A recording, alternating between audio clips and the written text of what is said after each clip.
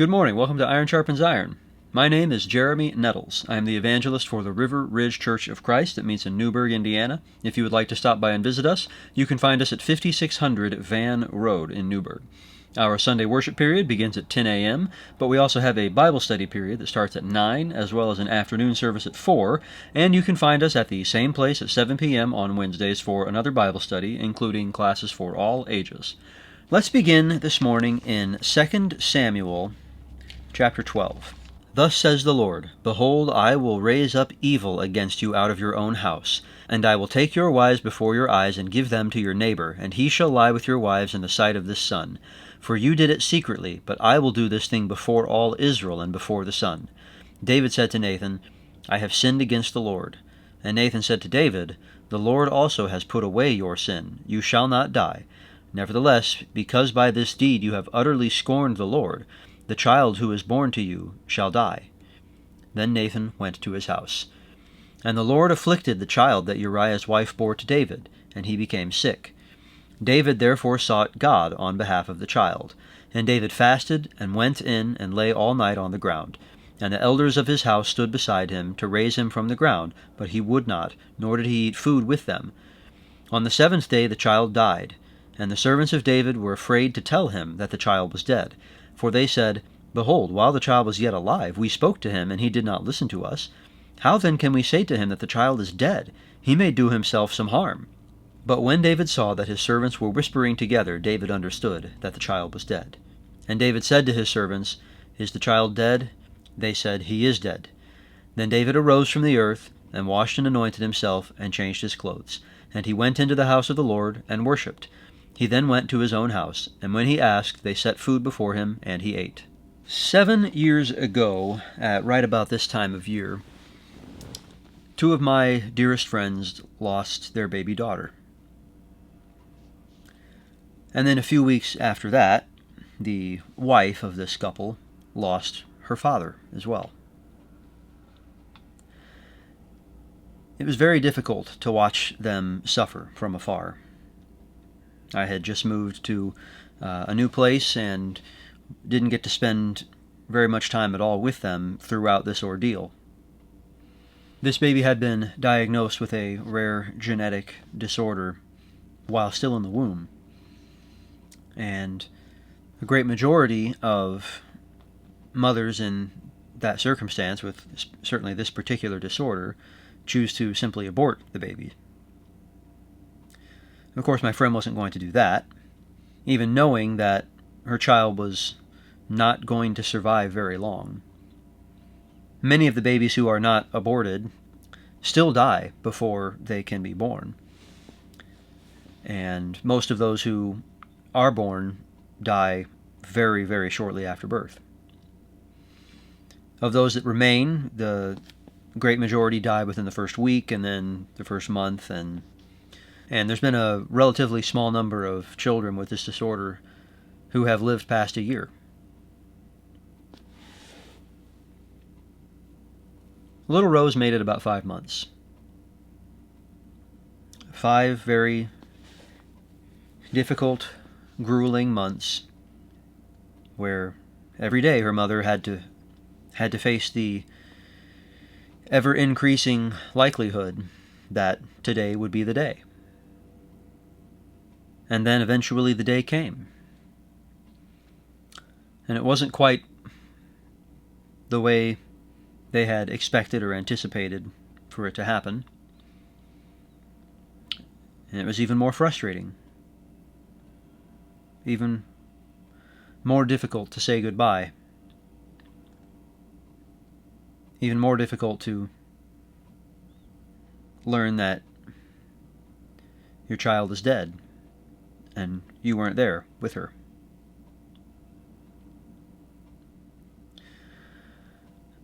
The husband in this couple quietly managed his grief and carried on with his daily responsibilities, providing for his family. The wife and mother was understandably devastated. And that's why I wanted to read this passage in 2 Samuel because David's situation is somewhat similar to the one that I've been describing. And especially when we take note of verse 18, when the servants are afraid to tell David that the child has died. And it's not because they're afraid what he's going to do to them. It's that they want to help him, and they're afraid that telling him the news is going to make things worse. Very often, when we see someone grieving, especially someone that we care about, we want to help, and we don't know how. And we find ourselves in a similar situation to David's servants. I want to help, but I'm afraid that whatever I say is actually going to hurt. I've certainly felt that way, and as it turned out, I at least was able to learn a lot from my friend's loss and grief. And since then, it has helped me to be a better counselor and a better comforter. And so today I want to share some of what I learned with you. We've looked at one situation where David is grieving here in 2 Samuel 12. But there's another one later on in the book. In chapter 19, as events in David's family have spiraled worse and worse and more out of control, after David's son Absalom has rebelled and taken over David's throne, driven him out of Jerusalem, and then attacked him with an army, David, of course, directs his army to fight back and recover his throne, but he doesn't want his son Absalom to be killed. And yet, the captain of his army, Joab, even when he has the opportunity to capture Absalom, decides to go ahead and kill him instead, reasoning that this is a more practical approach to matters. And David is, once again, devastated at the death of his son. And we find Joab trying to help. Verses 1 through 8. It was told Joab, "Behold, the king is weeping and mourning for Absalom." So the victory that day was turned into mourning for all the people, for the people heard that day, "The king is grieving for his son."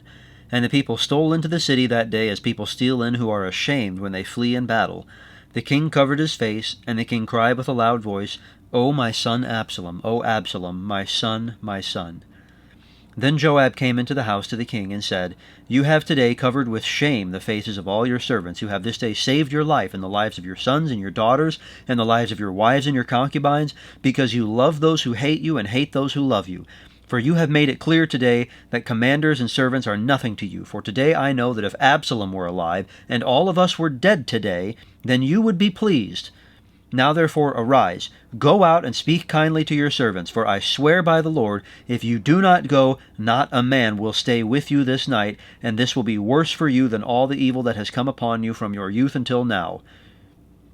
Then the king arose and took his seat in the gate, and the people were all told, "Behold, the king is sitting in the gate." And all the people came before the king. So David got up and sat on his throne. I guess he's all better then, right? Now, there's a kernel of truth and wisdom, I suppose, in what Joab is saying and doing here, because David does have responsibilities to fulfill. But is this helping him? Not at all. Just take note for a moment that while David does what Joab says he should in this instance, it's not that many years from now, as David's death is approaching and he is installing his son Solomon on the throne, that he gives Solomon some instructions about what he is to do after David's death. And one of those instructions is to have Joab executed. In fairness, that's nominally because of a couple other issues in Joab's past involving the murders of Abner and Amasa, but nevertheless, it helps to shed a light on the relationship between David and Joab. Joab is rebuking David for what he deems to be an improper mourning. Was it improper? shouldn't David be upset? Yes, he has responsibilities to fulfill and all, but some things take precedence over that. And it's not just that his son who rebelled against him and sought to kill him is dead. It's that his son has been very wayward and rebellious, and David feels, quite rightly, like it's mostly his fault. David is the one who failed his son. David is the one who failed to put a stop to things before it got anywhere close to this escalated conflict, where Absalom is not only being a rebellious son, but a rebellious subject, and actively leading an insurrection against his father.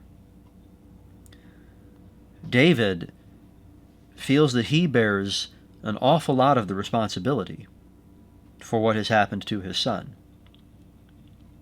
And he's sad about that, and he's remorseful about that, and he should be. And instead, Joab is advising that he should ignore all of that and rejoice that he has his throne back. Joab appeals to David's selfish desires and then threatens that maybe I will lead a revolt if you don't act like a king. And yeah, Joab gets what he wants. Joab generally gets what he wants. But he's wrong.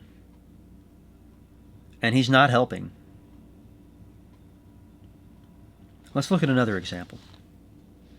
In the book of Job, Satan takes away everything that he has, including his wealth and his children, and finally his health, in one fell swoop.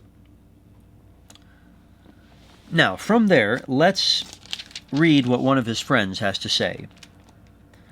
Chapter 4, beginning in verse 1. Then Eliphaz the Temanite answered and said, If one ventures a word with you, will you be impatient? Yet who can keep from speaking? Behold, you have instructed many, and you have strengthened the weak hands. Your words have upheld him who was stumbling, and you have made firm the feeble knees. But now it has come to you, and you are impatient. It touches you, and you are dismayed. Is not your fear of God your confidence, and the integrity of your ways your hope? Remember, who that was innocent ever perished? Or where were the upright cut off? As I have seen, those who plow iniquity and sow trouble reap the same. So Eliphaz is helping in much the same way that Joab was trying to help.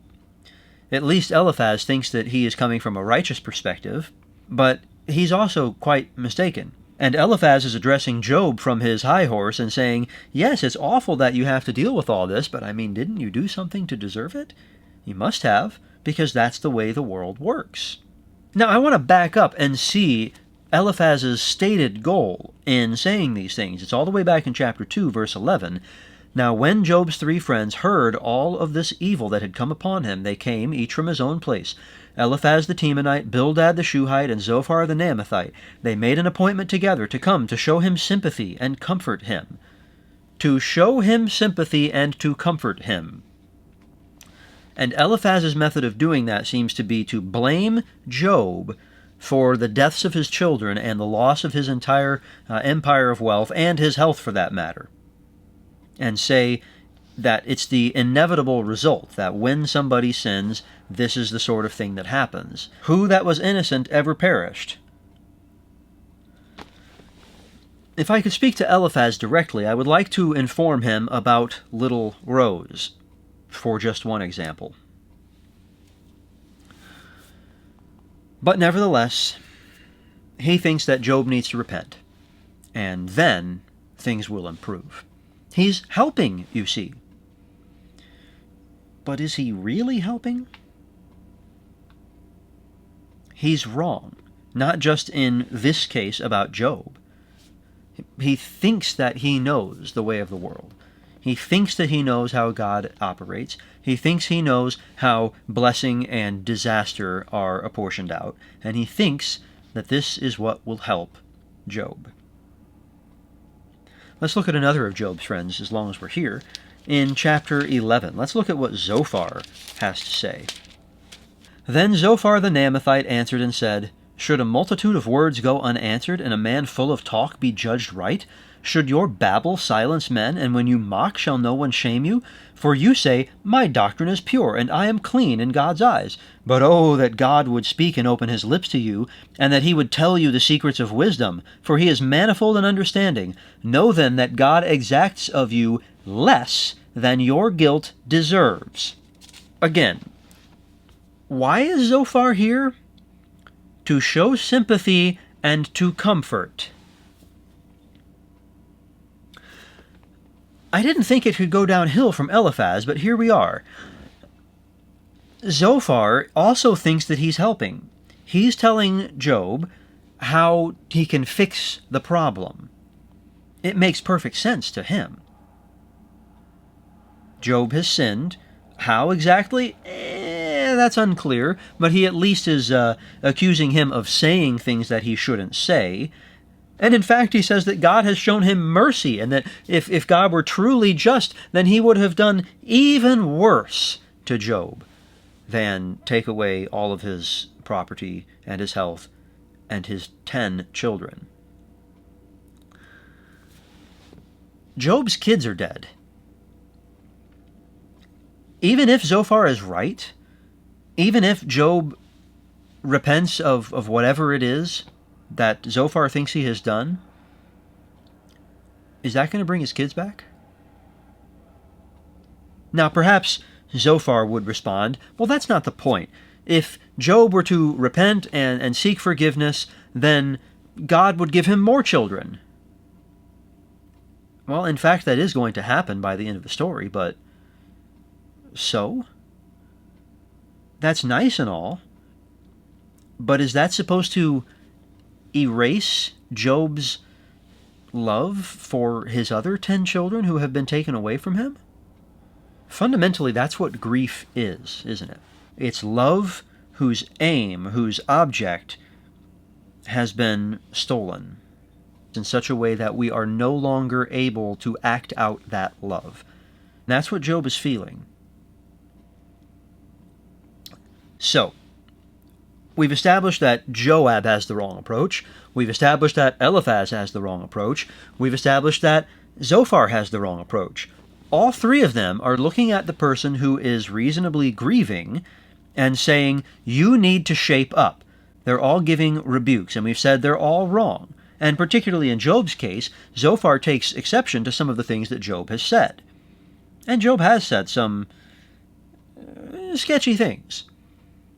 Now, we've said that all three of these were wrong, and most recently Zophar. Does that mean that when somebody is grieving, it's a blank check to say whatever they want, and that if they curse God or lash out at you for no good reason, that's fine? In fact, you're probably the one with the problem. Well, no. And Job is actually wrong about some things here. But let's get our priorities straight, shall we?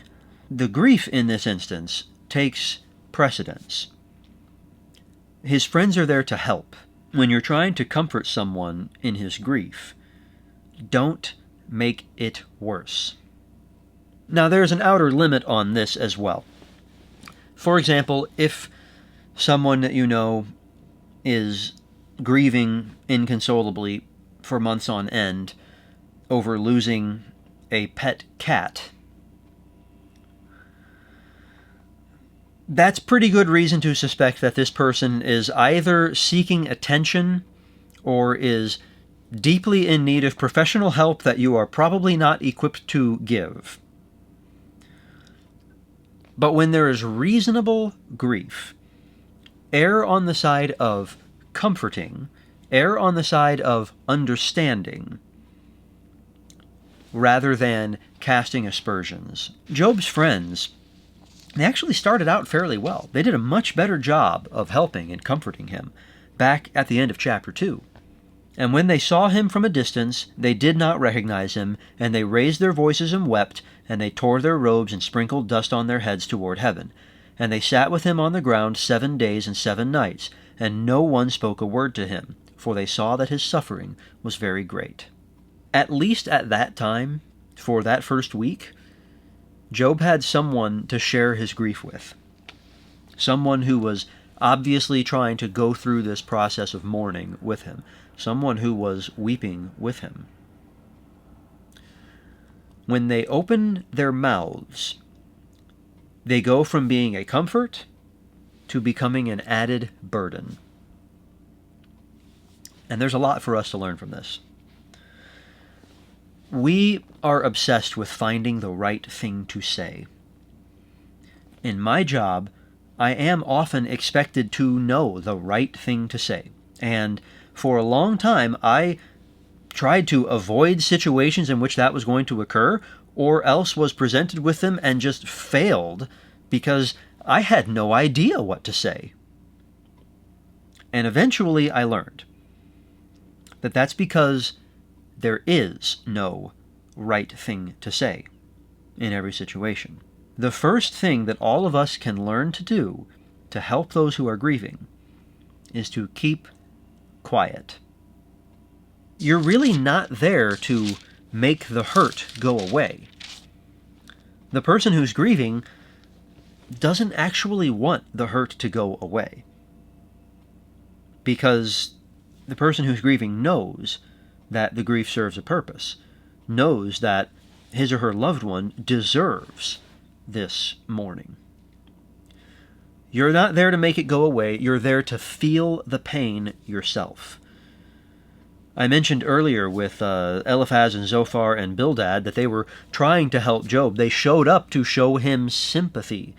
It's not your pain, but you're doing your best to feel it anyway. That's what we see being commanded of Christians in Romans chapter 12, verse 15. Paul says, "Rejoice with those who rejoice, weep with those who weep."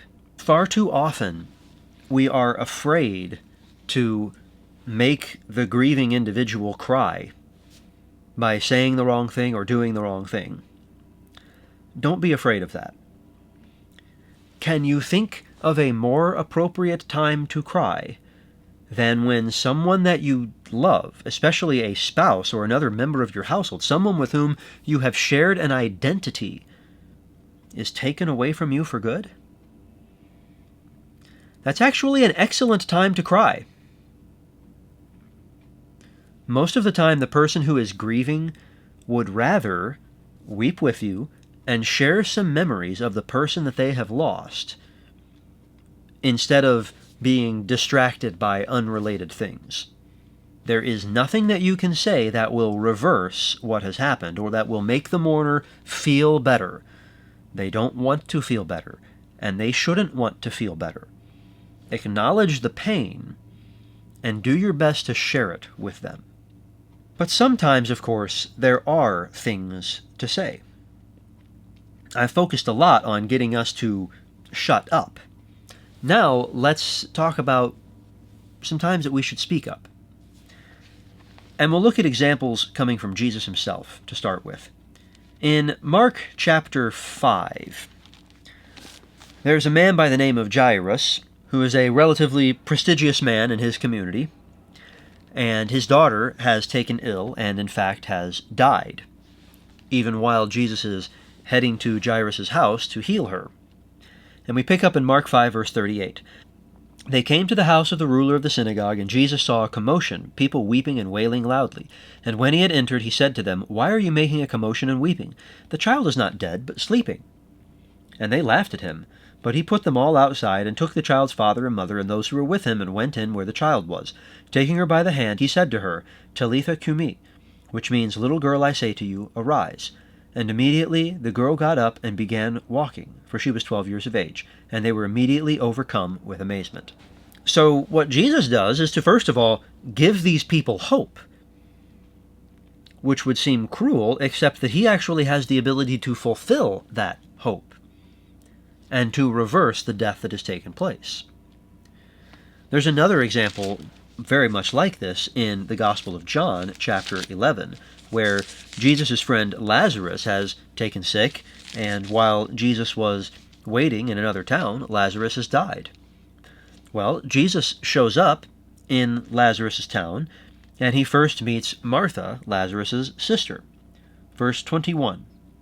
Martha said to Jesus, "Lord, if you had been here, my brother would not have died. But even now I know that whatever you ask from God, God will give you." Jesus said to her, "Your brother will rise again." Martha said to him, "I know that he will rise again in the resurrection on the last day." Jesus said to her, "I am the resurrection and the life. Whoever believes in me, though he die, yet shall he live. And everyone who lives and believes in me shall never die. Do you believe this?" She said to him, "Yes, Lord, I believe that you are the Christ, the Son of God, who is coming into the world." We won't read the rest of the story, but of course Jesus does in fact give Lazarus his physical life back. So he points at the resurrection to come, the final one.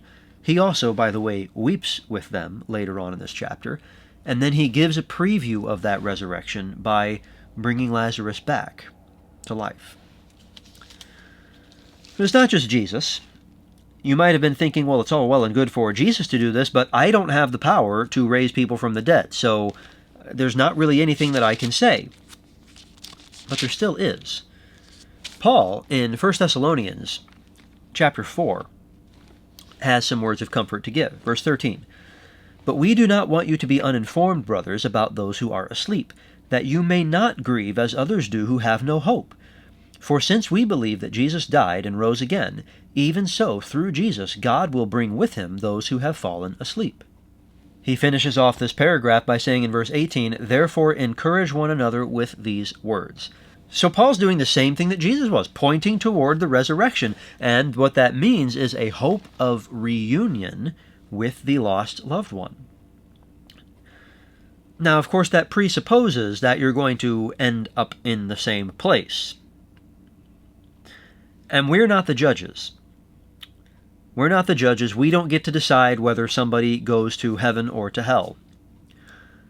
But when it's reasonable to surmise, as Paul is doing here, go ahead and do it. But do it honestly. For example, I expect to see the Apostle Paul in heaven. I expect to see Jesus' adoptive father Joseph in heaven. I have very little hope of seeing Genghis Khan or the Marquis de Sade in heaven. You may be bereaved of a loved one later today. Your loved ones may be bereaved of you. You can't decide on that. It's not your call. The only thing that is within your power to control at all is whether or not you're going to make it easier for them to cope and be encouraged at the prospect of reuniting with you in heaven, or more difficult to cope with your death because of the likelihood that they will not see you in heaven. Are you going to make it easier for them or more difficult? If you're headed down the wrong path and you would like to change that, then we would love to help you at River Ridge. You can call or text us at 812-550-6234 or email us at info@riverridgechurch.org. You can also find us at 5600 Van Road in Newburgh. We gather at 9 a.m. on Sundays for Bible study, 10 a.m. for worship, 4 p.m. for afternoon worship, and 7 p.m. on Wednesdays for another study. I'd love to see you there. Thanks for joining me today on Iron Sharpens Iron.